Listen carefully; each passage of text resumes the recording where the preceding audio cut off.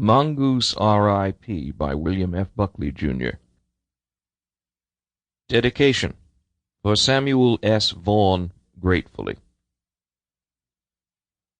We have found concrete evidence of at least 8 plots involving the CIA to assassinate Fidel Castro from 1960 to 1965. Page 71, 94th Congress, First Session, Senate Report Number 94-465.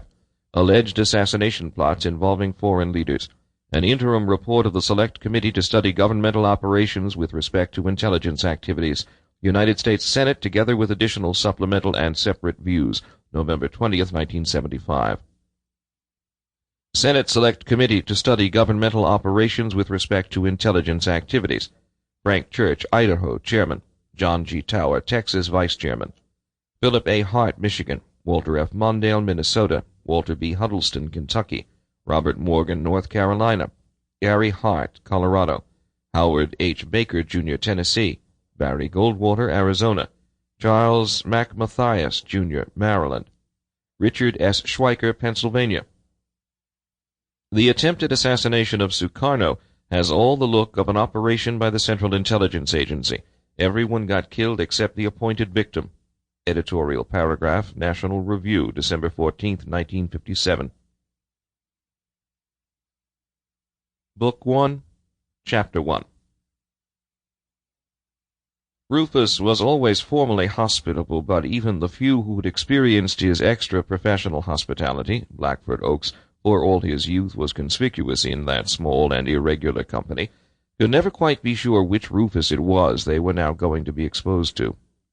Today, a wintry January Sunday early in 1963, being simply another occasion in which 2 Confederates had been summoned by Rufus to his country college in Maryland, they had no presentiment of the purpose of their visit. There, at unpretentious Lockton, many meetings had taken place over the years since Rufus came back from London after V.E. Day.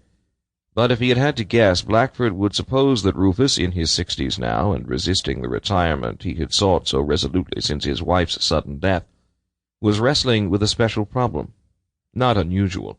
Rufus was generally wrestling with problems, not excluding the dogged inclinations of his industriously cultivated roses, dormant now in the chill in the little greenhouse.